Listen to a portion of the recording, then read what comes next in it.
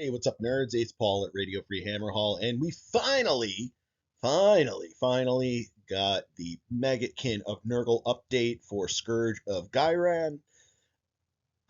We got new heroic traits, we got a prayer lore for the first time ever, and we also got a new war scroll for Rodigus. Overall, just right off the top, I think this is a really solid update. I'm feeling pretty good about it. Um, and can't wait to test out everything and see how it all feels. So let's take a look first at our new heroic traits. The Living Plague. If this unit charged this turn, you can pick an enemy unit in combat with it to be the target, and that target gets the diseased keyword. So this is a really nice additional way to get disease out there onto your opponent. There aren't that many in the game in general in this battle pack. So I think it's definitely a welcome addition. I figured that out of all of the stuff that we got from Scourge of Ghyran, I was just hoping that we would get an additional way to spread disease. Bam, right here, heroic trait. And the problem, I think, with all of these heroic traits in general is that we already have good ones. So there's going to kind of be some tension there with what you're actually going to get out of this, if you're going to use these or if you're going to just use the old ones. All right. Up next, we have Uncotuous? I am bad at pronouncing. Preacher. You make them a preacher. You make them a priest. If they're already a priest, you add one to their chanting rolls. Now, note that it doesn't increase their level, it just adds one to chanting rolls. So there is currently only one priest in Maggotkin of Nurgle, and that is the Harbinger of Decay. So this gives you a nice ability to access the prayer lore, even if you don't want to run a Harbinger of Decay. But those are 150 points, so overall they're not a bad addition. Like, now that we have a prayer lore, I think we'll be seeing those around. All right, and then finally we got Corpulent Avalanche. So if this unit charged this turn, pick a visible enemy unit within an inch of it to be the target. Roll a number of dice equal to this unit's move characteristic. For each 3+, inflict 1 mortal damage on the target. If any damage points were allocated to the target with this ability, this unit can move 2d3 inches. It can move through the combat ranges of enemy units, but must end its move in combat with the units that it began in combat with at the beginning of the move. So this basically just gives somebody impact hits. I think your best candidate for this is going to probably be your Lord of Afflictions. He already has movement 8 and already does damage when he charges. So if you throw this on him, rolling 8 dice, looking for 3 ups, that's going to do quite a bit of damage. In addition, one of our prayers also increases the movement characteristic of a unit until end of turn. So we can pump this up with the Lord of Afflictions to a 10, which I think is a 10. Or no, not perfect, but it certainly makes them kind of a little bullet that's fun to run around and rack up quite a bit of damage. All right, let's move on to the prayer lore. Now, we haven't had a prayer lore in the past. I think everybody was a little disappointed that the Harbinger of Decay was a priest, but there was no lore to go along with it, and his spell wasn't that exciting. So he hasn't been seeing a lot of play recently. Now that we have this prayer lore, I think you're going to see him more, and we also have the heroic trait to make somebody else a priest. I don't think you're going to be throwing that on your Harbinger of Decay much, just because if you look here, all of your prayer values are 3s. It's not going to be hard to hit that on a regular basis. So Let's look first. Infectious Surge. This is our unlimited prayer. And you pick a friendly Maggotkin of Nurgle priest to chant the prayer, and you target a visible Maggotkin of Nurgle unit wholly within 12 inches. You make the prayer roll, and you add 2 to the target's movement characteristic for the rest of the turn. In addition, if the chanting roll was 6 plus, for the rest of the turn, that target can use charge abilities even if you use a retreat ability in the same turn. So I think this goes quite nicely with um, that heroic trait that we talked about before.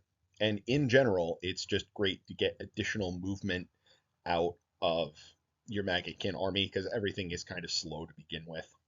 This doesn't have any restrictions on it other than just Maggotkin of Nurgle. So this can, take your like Buskoil Blight Lords and bump them up to movement 10. Also, this is unlimited and it's adding 2 inches to the movement characteristic. So if you have more than one priest, you're going to be able to chant this multiple times in one turn and pump up those numbers and potentially get your guys across the board really quickly. All right, up next, Agonizing Vomiting. This is um, a decent damage prayer. It's got a range of 18 inches. And you pick an enemy unit that's visible within that 18. 18 is that's a solid range for something when you're doing damage at range with a prayer or spell. So you roll 7 dice. If the chanting roll was 6 plus, you add 2 to each roll. For each 5 up, inflict 1 mortal damage on the target. So if your chanting roll was 6 plus, it's going to be doing that on 3s instead.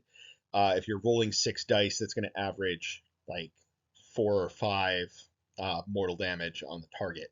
So that's really solid. 2 or 3 otherwise, but it's not a terrible option to just have available to you. All right, and then our last one, Frothing Mucus. Um, this isn't a really interesting one, and I had to reread this a couple of times to kind of understand what it was trying to do. So you pick a friendly unit within 12 inches, and until the start of your next turn, the charge +1 damage weapon ability has no effect on combat attacks that target the target. That is such a confusing sentence. If the chanting roll was 6 plus, weapon abilities other than companion abilities have no effect instead. So that means all of your crit abilities, all of your charge abilities, all of your anti-X abilities, it shuts all of them off. But only against this one unit that you're picking to be the target of this prayer. And it's also not unlimited. So it's kind of limiting what you can really do with it. Now, initially, I was thinking, maybe this isn't that useful because how much is there really out there that has these attack abilities, these weapon abilities? And then I realized that, you know, so many things do crit auto wound, crit mortal, crit 2 hits. Um, it, there's just so many of these things out there that it's very good to have this available to you as a prayer. It's not a prayer that you have to pick, you just get the whole lore, so it's a really good option to have in there. It's very conditional, but it's okay. It's going to be very useful when it has an effect. So, imagine, Varangard charging in and they don't get their charge +1 damage. They don't get their um, crit mortals. Um, that's going to decrease their ability to do damage quite a bit. So overall, our unlimited prayer, it targets friendly units and gives them bonus movement and a movement trick if it's 6 plus, being able to retreat and charge. that is exactly the kind of prayer that you want to have as an unlimited. It's fixing a weakness in the army with all the slow movement that we typically have. And by doing that, it's just pretty much always going to be useful, right? Like, this is going to potentially win you games, being able to chant this at the right moment, getting your guy to where you need them. Agonizing vomiting, I mean, this is just a, a solid damage spell.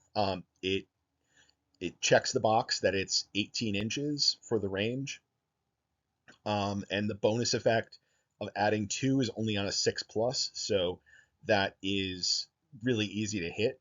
You can hit that without even having to bank points. And then Frothing Mucus is situationally really good, and because it's in a prayer lore and you have other options, it's a really, really good utility to have it there. It's not going to always be useful. It's going to be situational that this is going to have a lot of value. When it does have value, it is going to really neuter your opponent's attacks. So this really makes me want to try out having Harbingers in my army and see how this prayer lore works out. I think it has some interesting possibilities. And finally, we get to Rodigus, the Rainfather. Um, I'm just gonna say it right off the top. I really like this War Scroll a lot. Um, just looking at stats, the weapon profiles have all not changed. Our circle up top, the thing that has changed here is that we have a control score of 10 rather than 5, like the other version of this War Scroll has. So he is going to be even more dominating for taking objectives. As far as abilities go, Bringer of Plenty, add 1 to casting rolls for this unit. So he's always +1 to cast, which is very good because your spell lore is a bunch of 7s. So this makes it a lot more reasonable to cast your spells. He also is a wizard too, so he can cast 2 spells a turn at that +1. Really useful. His spell on his War Scroll buffs the Befouled Rainfall ability. So um, within 6 inches of this unit, you subtract 1 from save rolls for all enemy units within the 6 inches. The Virulent Downpour, when successfully cast, adds 3 inches to that range for the rest of the battle. You can just keep stacking this over and over, get that bubble of -1 to save bigger and bigger and bigger, and just just really neuter down your opponent's saves and give you a lot more offensive power. Now, it will make Rodigus a target big time. And the other thing to remember here, too, is that if you look at his weapon profiles, although they've all stayed the same from the previous iteration of this War Scroll, effectively, because you have this Befouled Rainfall ability, everything is effectively +1 red, right? So that's going to let your Gnarl mod and your Fang mod do a lot more damage than they would have previously, because they're going to crack through a lot more armor. In addition, when you cast the Virulent Downpour, you inflict 1 mortal damage on each enemy unit within range of that ability.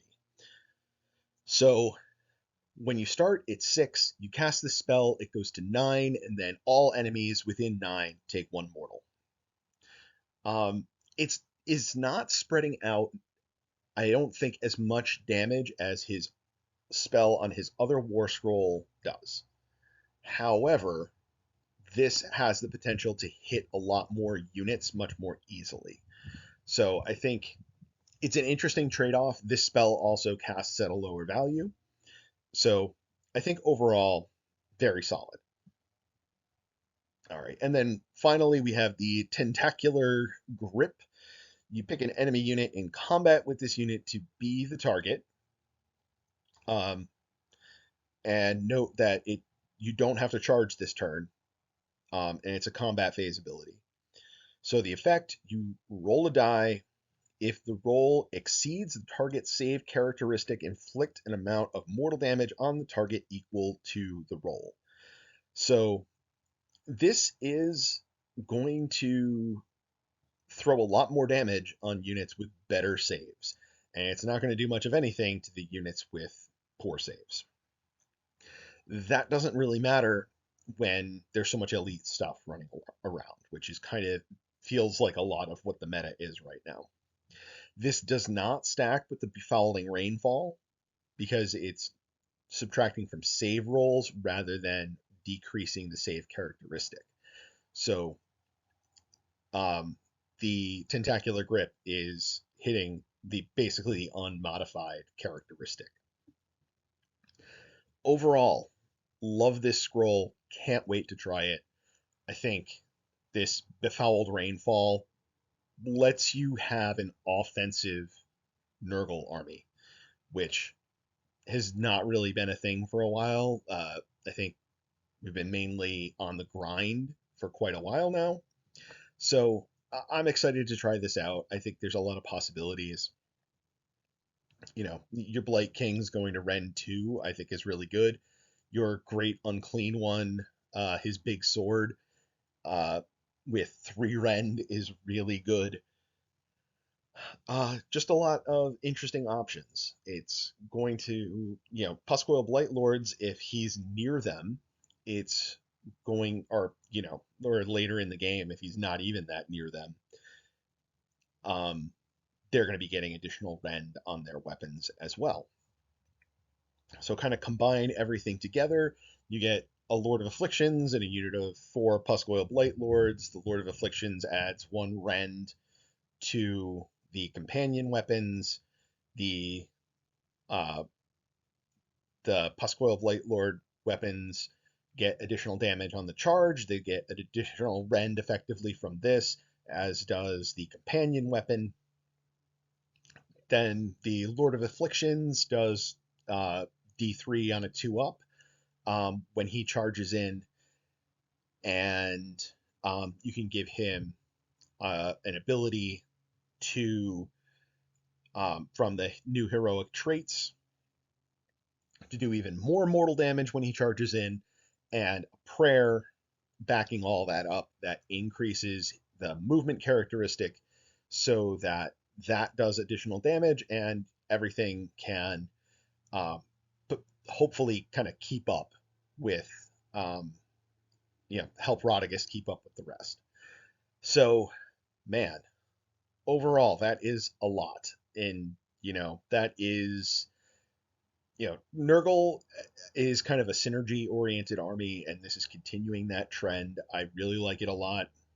All of this is working together really nicely. And